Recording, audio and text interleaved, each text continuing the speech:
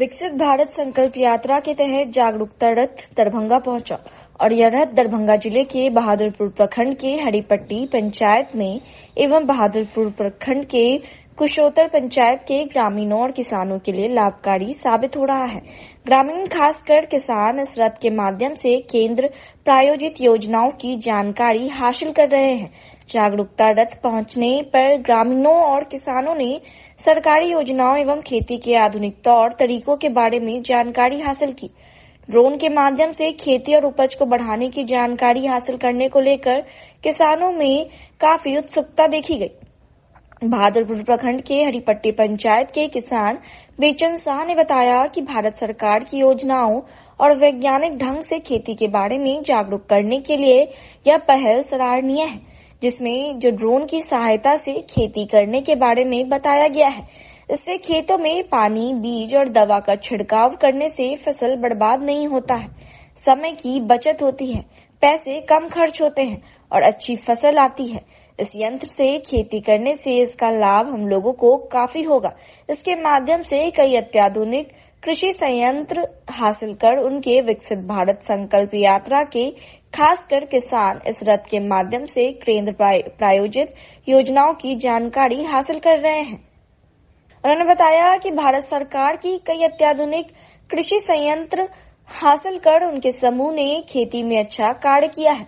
जागरूकता रथ के माध्यम से ग्रामीणों और किसानों को केंद्र सरकार की योजनाओं का लाभ उठाने के लिए न केवल जागरूक और प्रेरित किया जा रहा है, बल्कि यह भी पता लगाया जा रहा है कि केंद्र सरकार की योजनाओं का लाभ उन तक पहुंचा है कि नहीं। विकसित भारत संकल्प यात्रा के तहत जिले में 2 जागरूकता रथों के माध्यम से प्रतिदिन दो पंचायतों में ग्रामीणों को केंद्र सरकार या योजनाओं से लोगों को लाभ पहुंचाया जा रहा है। इस संबंध में हमने कई लोगों से बात की। इन लोगों ने क्या कुछ कहा, आइए उनकी बातों को आपको सुनाते हैं। मोदी जी का जितना भी योजना है सब धरातल पर है और हर एक किसान को, हर एक जन तक ये सुविधा पहुंचा है। इससे हर किसान से लेकर के हर को समस्या का समाधान हुआ है। हर को कुछ न कुछ खेत से हो, आज किसान संबंधित हो, समन्वयन योजना हो, जो भी हो धरातल पर में लोगों को मिलता है। इसी से संबंधित जितना भी योजना है सो लाभ ले रहे हैं। प्रधानमंत्री आवास का भी इस पंचवर्षीय तो अभी नहीं हुआ, मगर अगला पंचवर्षीय बहुत सारे 700 लगभग 600 कुछ आदमी को सुविधा मिला है। किसान निधि भी बहुत सारे लगभग 400 से ऊपर आदमी को किसान निधि हमारे पंचायत में उठा रहा है। उजाला योजना लगभग 1800 से ऊपर आदमी को मिल रहा है। इस योजना का जहाँ तक सरकार धरातल पर उतारेगा उस हिसाब से सर काम होगा। बढ़िया है, लाभ मिलेगा। इससे लाभ मिलेगा जो इसमें चलने नहीं पड़ेगा, कम समय में कम हो जाएगा और फसल भी बर्बाद नहीं होगा, टूटेगा भी नहीं। यही सब लाभ होगा, इससे कम लगेगा, यही सब फायदा है। समय की बचत होगी, फसल का नुकसान नहीं होगी, सब फायदा होगा। बहुत ही खुशी की बात है कि आज हमारे देश का जो नेतृत्व हमारे आदरणीय प्रधानमंत्री श्री नरेंद्र भाई मोदी कर रहे हैं, इसमें हमारे गांव समाज में उज्ज्वला योजना, प्रधानमंत्री आवास योजना, सड़क, बिजली, पानी, स्कूलों में मिड डे मील योजना, इसके बाद मनरेगा योजना, इन सबों का कार्य बहुत ही सुचारू रूप से होता आ रहा है और जिससे आम गरीब गुरबा लोगों का अधिक से अधिक विकास हो रहा है। और हम भी आशा करते हैं कि आने वाले समय में हमारे देश का नेतृत्व एक बार पुनः यशस्वी प्रधानमंत्री श्री नरेंद्र भाई मोदी करें। अभी जिला से बैंक से हमारे बैंक मित्र आए हुए थे, मिथिला क्षेत्रीय ग्रामीण बैंक से, SFC से आए हुए थे, अनाज वितरण विभाग जो है उससे एक आए हुए थे, पंचायत सचिव थे, हमारे डाटा ऑपरेटर थे, ग्रामीण जनता थे। सभी लोगों ने इनका संवाद सुनकर अपने आप को गौरवान्वित महसूस किया है और हम लोग आशा करते हैं कि भविष्य में इसी तरह की कल्याणकारी योजना इनके द्वारा और चलाई जाए। अभी जैसे कि हम लोग वर्तमान में स्वास्थ्य कार्ड का लाभ उठा रहे हैं, ग्रामीण उज्ज्वला योजना का लाभ उठा रहे हैं, प्रधानमंत्री अन्न योजना का अनाज उठा रहे हैं, सुरक्षा बीमा है, बैंक के द्वारा कम दर पर में ऋण उपलब्ध है। इस सब का लाभ हमारे ग्रामीण और हम लोग उठा रहे हैं। पंचायत की जनसंख्या टोटल आपको 9000 है। लाभ भेटलिया काम से हमरा अनाज भेटैया, बाल बच्चा मिल के खाइ छी, अनाज भेटलिया, गैस चूल्हा भेटलिया, सब चीज भेटलिया, खेती बाड़ी सब चीज भेटलिया, सब चीज सब लाभ भेटलिया। दरभंगा नगर निगम के पूर्व उप महापौर एहसानुल हक का निधन हो गया। उनके निधन से पूरे मिथिलांचल में शोक की लहर है। जैसे ही लोगों को उनके निधन की जानकारी मिली, उनके निवास स्थल दरभंगा में लगातार लोगों का आना जाना लगा रहा। वहीं दरभंगा नगर निगम की महापौर अंजुम आरा भी उनके निवास स्थल पर पहुंचकर अंतिम दर्शन किए। इसके अलावा कई पार्षद भी मौजूद रहे। जो जानकारी मिली है उसके अनुसार दरभंगा नगर निगम के प्रथम उप महापौर रहे एहसानुल हक पिछले कुछ दिनों से बीमार चल रहे थे और पटना के एक अस्पताल में बुधवार की रात आखिरी सांस ली। हृदय गति रुक जाने से उनकी मौत हुई है। उनकी डेड बॉडी को उनके निवास स्थल दरभंगा के मिर्जा हयात बेग मोहल्ला में लाया गया। जैसे ही लोगों को उनकी मृत्यु की जानकारी मिली, लोगों का आना जाना लगा रहा। नाम निजामुद्दीन है, वो मेरे बड़े भाई, बचपन से बेटा की तरह से हमको वाली साहब के इंतकाल के बाद वही बाप बने थे मेरे। अब तक बाप का फर्ज अदा किया उन्होंने। मरने के दिन भी हम ही को बुलाया, हम नहीं जानते थे। कहीं कुर्ता सिला के ला दो, हम कुर्ता सिला के ला के दे दिया उनके। लीजिए कुर्ता लिए, कहीं फट गया था। अरे तुम कहा नहीं मेरे पास बैठता है। हम कहा हुआ भैया, आप तो बिजी रहे मोबाइल से न्यूज में रवीश कुमार का काली न्यूज देख के हमको क्या पता था ये आखिरी दिन है इनका। कब इनकी पैदाइश हुई थी? कहाँ के रहने वाले थे? दरभंगा ही के रहने मेरे वालिद साहब पूर्णिया में थे। जलालगढ़ हॉस्पिटल में हम लोग बचपन में वहीं रहे। 1968-69 में वहाँ से हम लोग यहाँ आए। वहीं थे, वहीं मेडिकल स्कूल में भैया भी पढ़े और हम भी पढ़े, कस्बा मेडिकल स्कूल पूर्णिया। मोहम्मद इनामुल हक, लेट मोहम्मद इनामुल हक 68 है। मिर्जा हयात बेग, डिस्ट्रिक्ट दरभंगा, थाना लहरियासराय। सबसे पहले तो बहुत ही दुखद समाचार है कि आज हमारे गार्जियन एहसानुल भाई हम लोग के बीच नहीं रहे हैं। इसका हम लोग को बहुत ही अफसोस है और मैं ऊपर वाले से प्रार्थना करती हूँ कि इनके परिवार को अभी संभालने का इसकी ताकत दे, क्योंकि ये सिर्फ जो है डिप्टी मेयर नहीं थे, ये हम लोग के गार्जियन भी थे। हम लोग के हर परेशानी में हम लोग का बहुत साथ देते थे और एक समाज में इनका अलग ही स्थान था। इसलिए इतने बड़े इंसान को खो देने का हम लोग को बेहद ही अफसोस है और मैं नगर निगम की तरफ से भी बहुत ही दुख जाहिर कर रही हूँ। और इतना बड़ा साया हम लोग के सर से चला गया, इसके लिए मैं बेहद अफसोस व्यक्त करती हूँ। धन्यवाद। बड़े भाई एहसानुल हक साहब पहले डिप्टी मेयर रहे नगर निगम के। एक दरभंगा शहर की राजनीति में एक बड़ी क्षति है, चाहे वो अल्पसंख्यक समुदाय की राजनीति हो, शहर के विभिन्न सभी तबके की जो राजनीति उसमें माली एक बड़ी क्षति है। एहसानुल हक साहब के नहीं रहने से हम लोगों को काफी दुख है, अफसोस है इस बात का कि बड़े भाई का साया हम लोगों के सर से चला गया। दरभंगा की राजनीति में उनका अहम रोल रहा है, चाहे वो जिला शांति समिति के मेंबर भी रहे, वहाँ भी उनके साथ हम लोगों का लगातार उठना बैठ, वहाँ भी मीटिंग में लगातार था और जदयू को विभिन्न बैठकों में साथ हम लोगों ने मिलकर काम करते थे और मुहर्रम कमेटी के भी सरपरस्त थे। अफसोस की बात है, हम लोगों को भी अफसोस है कि एक बड़े भाई का साया हम लोगों के सर से चला गया। दरभंगा की राजनीति का एक अहम हिस्सा यहाँ हम लोगों के बीच नहीं है, इसका अफसोस रहेगा, हमें साथ अफसोस रहेगा। आज एहसान साहब इस दुनिया में नहीं रहे हैं, दरभंगा ही नहीं पूरी मिथिलांचल में शोक की लहर है। किस तरह से उन्हें याद करेंगे, क्या कहेंगे? जनाब एहसानुल साहब जो शहर के पहले उप महापौर थे और हम सब लोगों के बड़े भाई और गार्जियन थे। आज उनके जाने के बाद से हम लोगों को लग रहा है कि एक सर पे जो हम लोगों के साया था वो साया जो है हट चुका है और जहाँ तक आपने अभी हमारे रिंकू बाबू से सुना कि सच में राजनीति को एक बड़ा झटका लगा है। एक अध्याय राजनीति का दरभंगा का, मिथिलांचल का समाप्त हुआ है। बड़ी क्षति है। इन्होंने जो समाज के लिए सेवा की, सभी तबकों के लिए, अग्रणी के लिए, पिछड़ों के लिए, दलितों के लिए, अल्पसंख्यकों के लिए, ये सारे लोग जानते हैं और इनका नाम हमको लगता है कि कई सौ साल तक जिंदा रहेगा हम लोगों के बीच, और दरभंगा के लोग इनको कभी नहीं भूलेंगे। लोगों के बीच काफी दुख का माहौल है।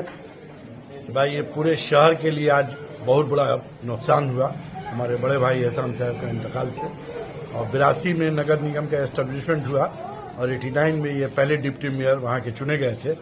और पूरा शहर इनको एहसान साहब के नाम से तो जानता ही था, डिप्टी मेयर के नाम से जानता था, इसलिए कि ये पहले डिप्टी मेयर थे।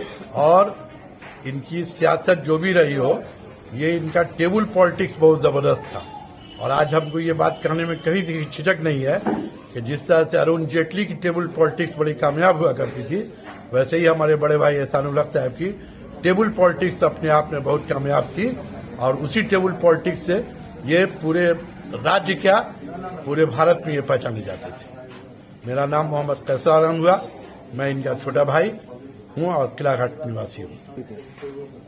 जनाब एहसानुल हक साहब मरहूम हम लोग के तालिब इल्मी के ज़माने से ही, क्योंकि वो हम लोग से बहुत सीनियर थे।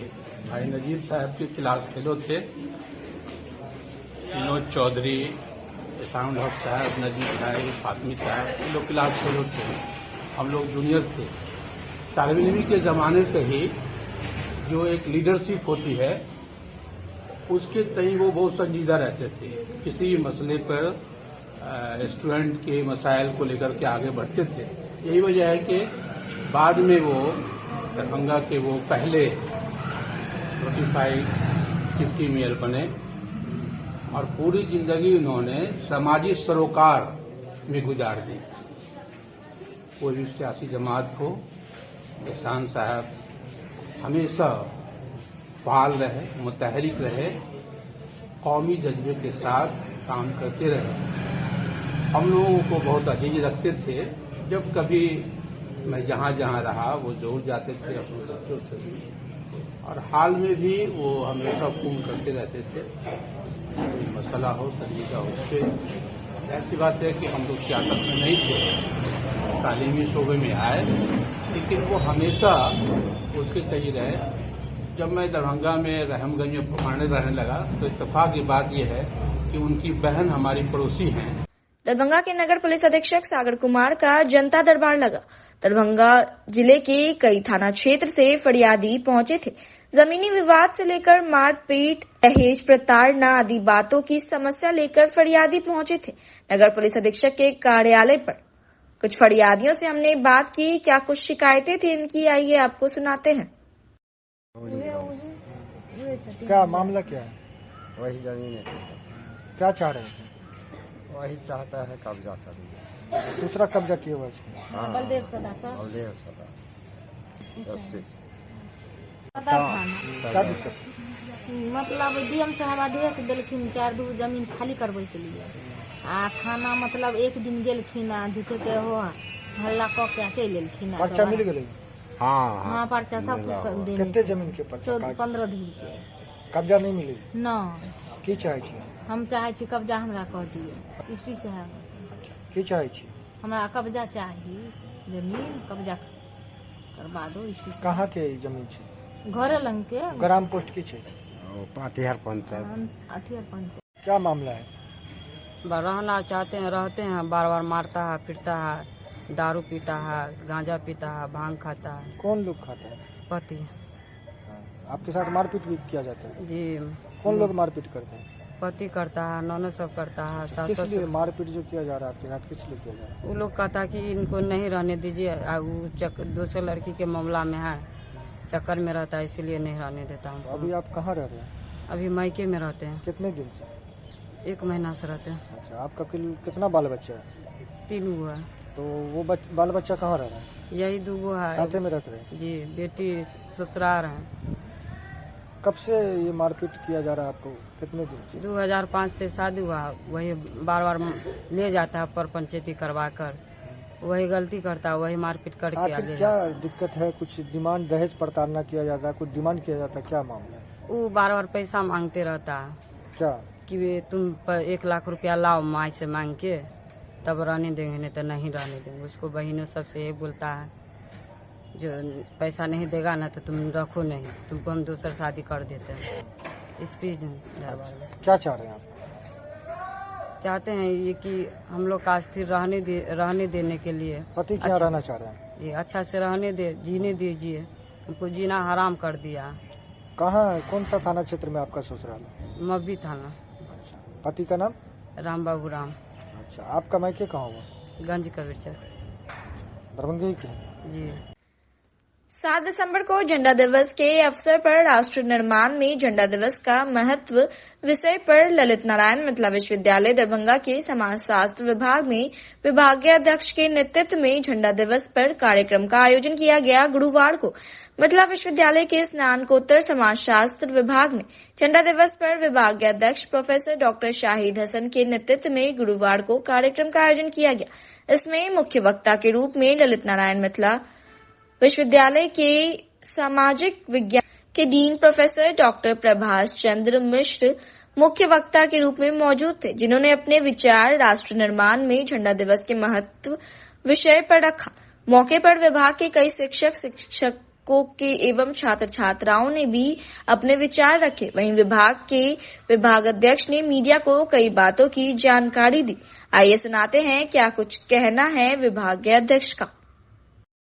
बहुत बात लक्ष्मी कहती है, लेकिन झंडा हम लोग को हर एक साल झंडा दिवस पर झंडा भेजा जाता था। क्यों? तो यह उस युद्ध में जो शहीद हुए लोग हैं या शहीद होते रहते हैं, बराबर डे टू डे देखते रहते हैं, उनके परिवार के लिए सहायतार्थ कुछ राशि दी जाती थी, जिसके लिए झंडा भेजा जाता था, जिसको हम लोग अपने छात्रों में वितरित करते थे। और जो उसके नॉमिनल उसका जो प्राइस था वह भेज दिया जाता था, जो शहीद के परिवारों को दी जाती थी। लेकिन पता नहीं क्यों 2 साल से वह नहीं आ रहा है। लेकिन झंडा दिवस के अवसर पर ये प्रोग्राम करके हम लोग उस शहीद के प्रति श्रद्धांजलि अर्पित करते हैं, जिसके बल पर हम लोग घर में आराम से सोते हैं। इसलिए झंडा को आदर देना चाहिए। 15 अगस्त के अवसर पर या 26 जनवरी के अवसर पर जो हम घर में लगा लेते हैं उसका फेंकते, तो उस पर ध्यान देना चाहिए।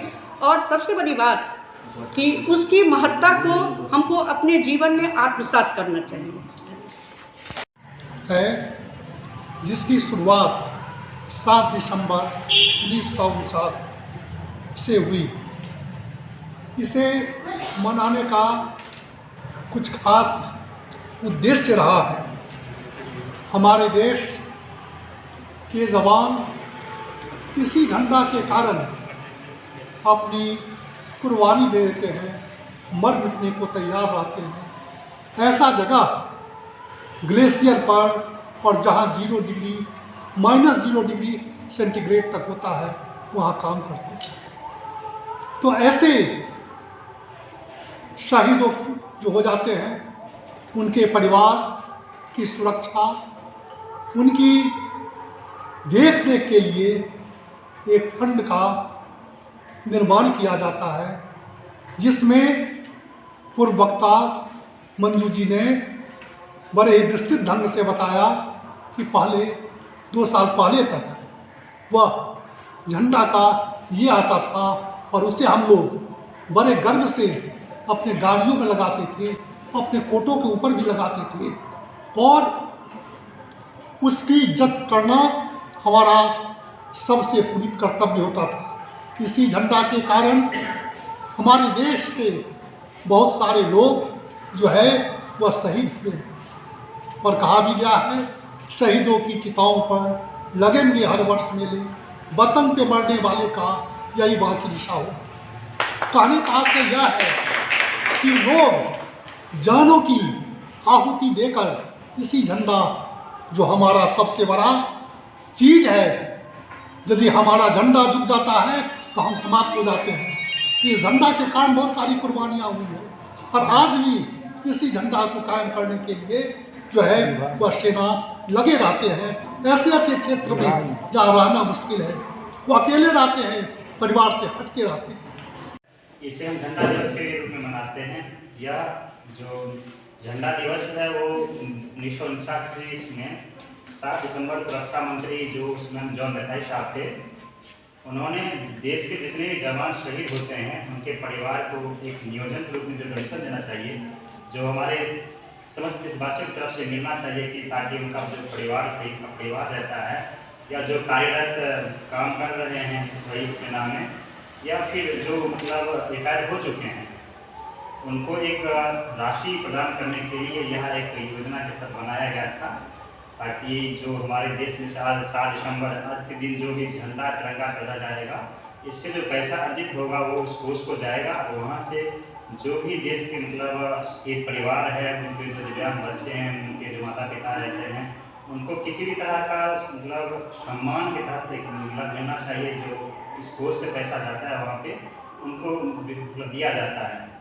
दिनों में जो वीर शहीद हुए हैं उनके प्रति समर्पित है। उन लोगों को श्रद्धांजलि देने के लिए आज के दिन का आयोजन किया जाता है। आज के दिन जो वीर शहीद हो गए हैं उनको श्रद्धांजलि देने के लिए 1949 से ये दिन प्रारंभ किया गया था। जिला एवं सत्र न्यायाधीश अध्यक्ष जिला विधिक सेवा प्राधिकार दरभंगा विनोद कुमार तिवारी की अध्यक्षता में सभी बैंकों के स्थानीय वरीय अधिकारियों के साथ शनिवार को आयोजित होने वाले राष्ट्रीय लोक अदालत को लेकर अंतिम समीक्षा बैठक की गई। बैठक में अधिक से अधिक संख्या में बैंक ऋण संबंधी मामलों के निपटारे पर चर्चा की गई। उन्होंने अधिकारियों को निर्देश दिया कि दरभंगा सदर के साथ साथ बेनीपुर एवं बिडौल के लिए भी एक नोडल पदाधिकारी प्रतिनियुक्त करें, ताकि ऋण जमाकर्ताओं को लोक अदालत में अधिक सुविधा उपलब्ध हो सके। उन्होंने कहा कि लोक अदालत में विवादों का निपटारा पक्षकारों के बीच आपसी समझौते के आधार पर होता है, परंतु समझौते के लिए सभी पक्षकारों को एक दूसरे के लिए सहयोग की भावना होनी चाहिए। ऋणधारकों के साथ सौहार्दपूर्ण एवं शांतिपूर्वक समझौता करवाने का प्रयास करें। ग्राम कचहरियों में लंबित मामलों के लिए जिला पंचायती राज पदाधिकारी को भी निर्देश दिया गया। बताया गया कि अब तक ग्राम कचहरियों में लंबित मामलों के संदर्भ में कोई संतोषजनक प्रतिवेदन नहीं मिला है। जिला एवं सत्र न्यायाधीश ने कहा कि ग्राम कचहरियों को निर्देश दिया जाए कि सुलह योग्य मामलों की पक्षकारों के साथ शनिवार को लोक अदालत के पीठ के समक्ष प्रस्तुत करें। बैठक में अवर न्यायाधीश सह जिला विधिक सेवा प्राधिकार सचिव रंजन देव सहित अन्य अधिकारीगण उपस्थित थे। गुरुवार को दरभंगा में अचानक से ही मौसम ने अपना रुख बदल लिया। सुबह से ही आसमान में काले बादल छाए रहे और थोड़ी बहुत बारिश होती रही। वहीं हुई बारिश और पूरे दिन से लेकर शाम तक आसमान में बादल लगे रहने के कारण मौसम काफी ठंडा हो गया। इस बार देरी से ही सही मानो ठंडक ने दस्तक दे दी हो। अचानक से एक व्यक्ति के गिरने से उसकी मौत हो गई। जी हां, तमाम घटना के संबंध में जो जानकारी मिली है उसके अनुसार दरभंगा जिले के हायाघाट क्षेत्र के निवासी लगभग 55 से 60 वर्षीय राम विनोद शर्मा, जो दरभंगा लहेरिया से आए थे, बेता चौक से दवाई ली और दवाई लेकर हायाघाट जा रहे थे। वहीं रेलवे स्टेशन के निकट हनुमान मंदिर के पास किसी चीज से इस व्यक्ति को ठोकर लगी और यह जमीन पर गिर गया, जिसके कारण इनके सर पर चोट आ गई और हृदय गति रुक जाने से इस व्यक्ति की मौत हो गई। जैसे ही बीच सड़क पर इस व्यक्ति के गिरने से अचानक इसकी मौत हो गई, ठीक उसी समय लोगों की काफी भीड़ इकट्ठा हो गई। लोगों की समझ में नहीं आया कि यह आखिर क्या हो गया, अचानक कैसे यह व्यक्ति गिर गया और अचानक ही कुछ ही क्षणों में इनकी मौत हो गई। वहीं इस घटना के संबंध में जो जानकारी मिली उसके अनुसार इसके गांव के एक युवक ने बताया कि घटना की सूचना उन्हें मिल गई। ग्रामीणों को भी घटना की सूचना दे दी गई, जिसके बाद इसके परिवार के सदस्य भी वहां पहुंच गए। कुछ यहाँ पे घटना हुआ, कैसे हुआ था? घटना हुआ, दवा लेके आ रहे थे लहरिया सराय बेता चौक से। उनको जाना था हायाघाट बांसडीह। दवा लेके आ रहे थे, यहीं पर गिट्टी से इनको ठोकर लगा पैर में। कैसे लगा सो नहीं जानते हैं, गिरे हैं। उसके बाद कपार में चोट है, फूट गया है। इनका देहांत। कौन सा जगह है? लहरियासराय स्टेशन हुआ, रेलवे स्टेशन है। जी। अच्छा, ट्रेन द्वारा जाना था क्या है? जी, ट्रेन से हायाघाट उतरता, हायाघाट से ऑटो या टेम्पल पकड़ के बांसडी उतरते। तो ट्रेन भी नहीं पकड़ सके, उससे पहले इनकी मृत्यु हुई। जी जी। अकेले थे ये? जी अकेले थे। आप लोगों को जानकारी कैसे मिली? हमको जानकारी CRPF के थ्रू मिला है। हमारे ग्रामीण को फोन गया, तो हम लोग ग्रामीण ही है, तो हम लोग लहरियासराय में थे, तो हमको पता चला है तो हम भाग के आए। क्या नाम है इनका? घटना कितने समय का है? घटना कितने समय का है सो उतना अंदाज। इनका नाम क्या है? जो फोन आपको गया हुआ है ना? 11 साढ़े 11 बजे का घटना है। क्या नाम हुआ इनका? राम विनोद शर्मा। कहाँ के रहने वाले थे? बांसडी, घोसरमा पंचायत। थाना कौन सा हुआ इनका? हायाघाट। आपका परिचय? मेरा परिचय, हम ग्रामीण है, ये घर के पास ही मेरा घर है। तो लगभग कितने वर्ष के थे? लमसम वही 55-60 के करीब में होंगे। परिवार के लोग पहुंच गए हैं? परिवार के लोग पहुंच गए हैं। क्या आप लोग यहाँ पे अब आगे क्या करेंगे, क्या चाह रहे हैं? आगे चाह रहे हैं जो उनको घर ले जाए, घर ले जाके इनका दाह संस्कार करें, तैयारी करें, यही है।